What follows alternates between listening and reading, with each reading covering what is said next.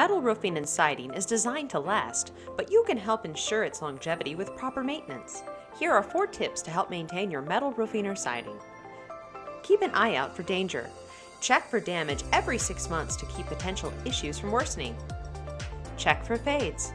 All painted metal will fade over time due to UV exposure. However, premature aging will still be under warranty. Trim landscape. Vegetation can rub against metal and create scratches or trap moisture, resulting in damage. It's recommended to keep 5 feet around your home clear of debris and plants.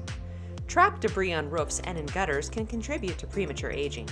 Key areas to clean are valleys, roof transitions, and behind chimneys. A simple rinse using tap water is sufficient.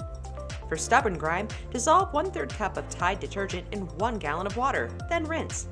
Never use abrasives or chemical cleaners as they can damage metal.